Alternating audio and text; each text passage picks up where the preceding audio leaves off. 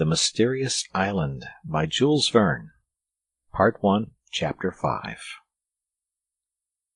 Pencroft's first care, after unloading the raft, was to render the cave habitable by stopping up all the holes which made it draughty. Sand, stones, twisted branches, wet clay, closed up the galleries open to the south winds. One narrow and winding opening at the side was kept, to lead out the smoke and to make the fire draw. The cave was thus divided into 3 or 4 rooms, if such dark dens with which a donkey would scarcely have been contented deserved the name.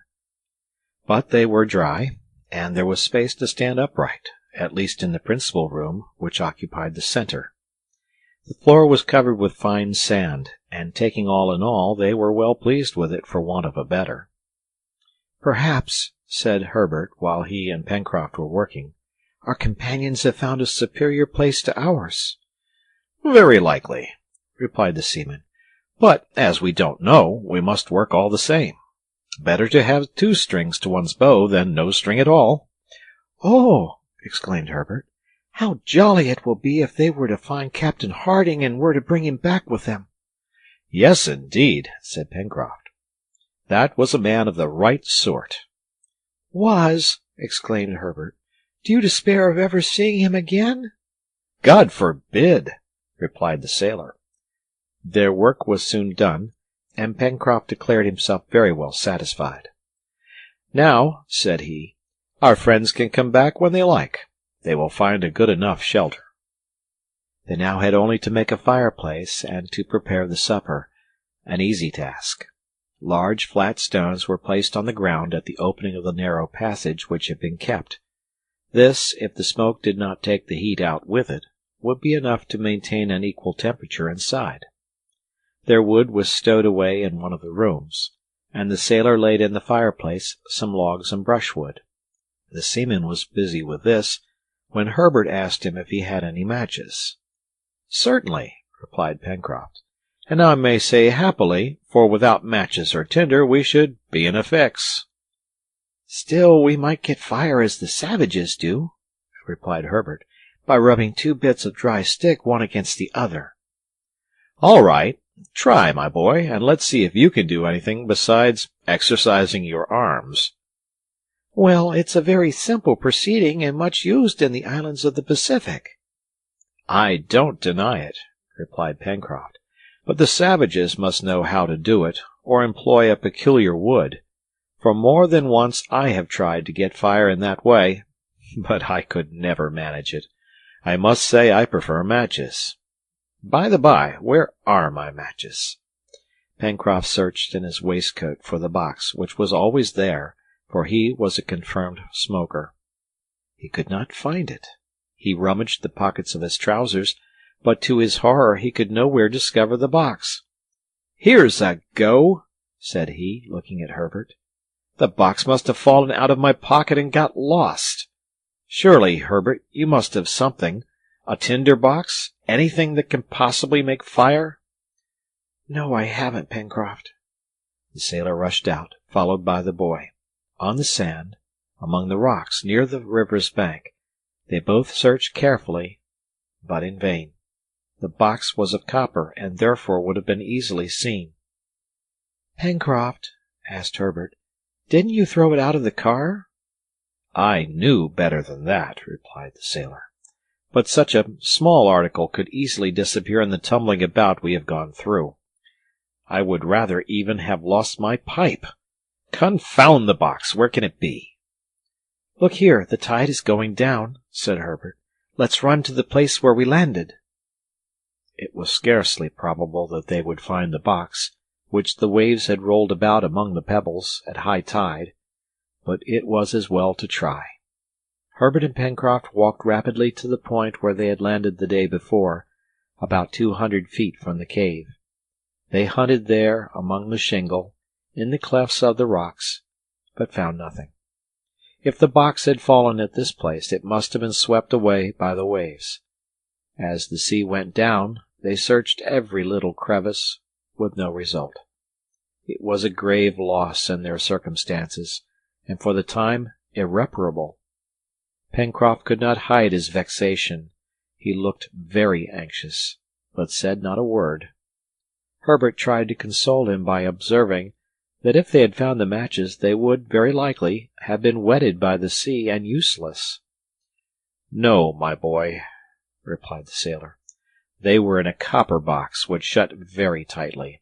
And now what are we to do?" "We shall certainly find some way of making a fire," said Herbert. "Captain Harding or Mr. Spilett will not be without them." "Yes," replied Pencroft, "but in the meantime we are without fire, and our companions will find but a sorry repast on their return." "But," said Herbert quickly, "do you think it possible that they have no tinder or matches?"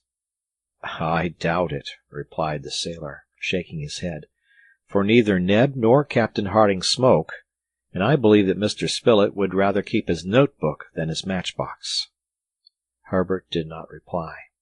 The loss of the box was certainly to be regretted, but the boy was still sure of procuring fire in some way or other. Pencroft, more experienced, did not think so, although he was not a man to trouble himself about a small or great grievance.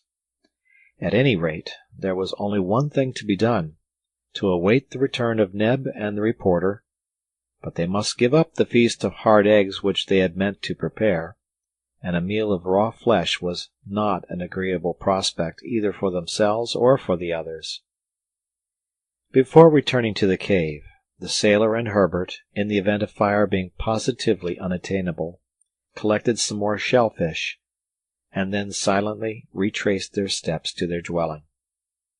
Pencroft, his eyes fixed on the ground, still looked for his box.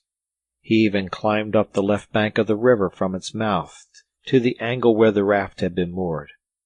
He returned to the plateau, went over it in every direction, searched among the high grass on the border of the forest, all in vain.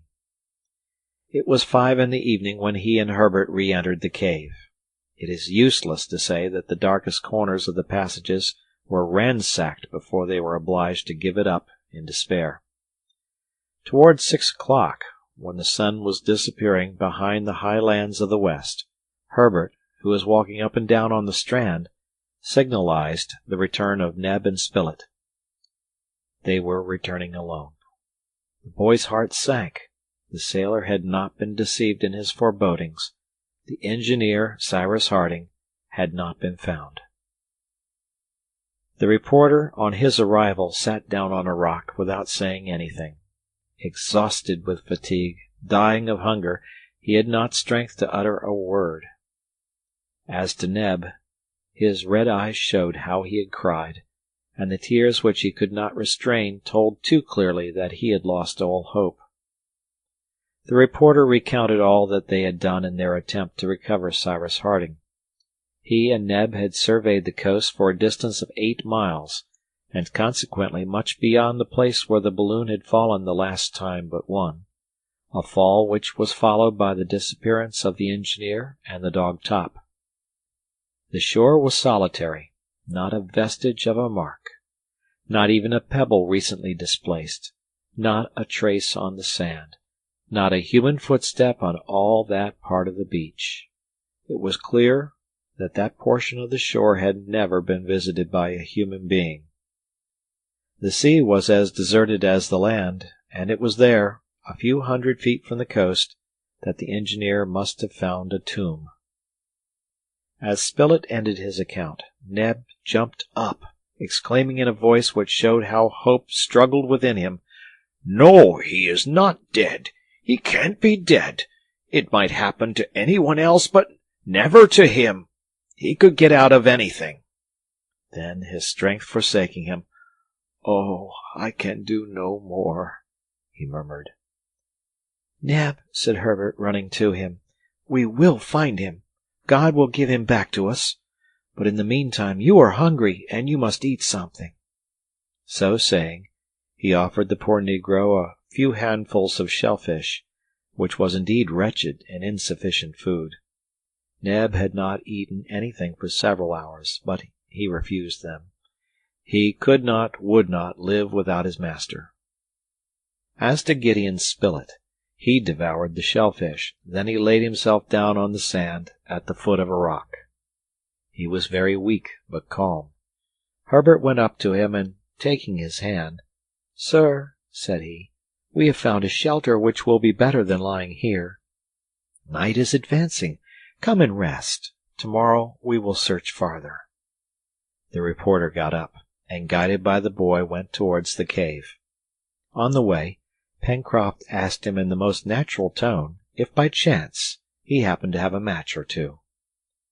The reporter stopped, felt in his pockets, but finding nothing, said, "I had some, but I must have thrown them away." The seaman then put the same question to Neb and received the same answer. "Confound it!" exclaimed the sailor. The reporter heard him, and seizing his arm, "Have you no matches?" he asked. "Not one, and no fire in consequence." "Ah!" cried Neb. "If my master was here, he would know what to do." The four castaways remained motionless, looking uneasily at each other. Herbert was the first to break the silence by saying, "Mr. Spilett, you are a smoker and always have matches about you. Perhaps you haven't looked well. Try again. A single match will be enough."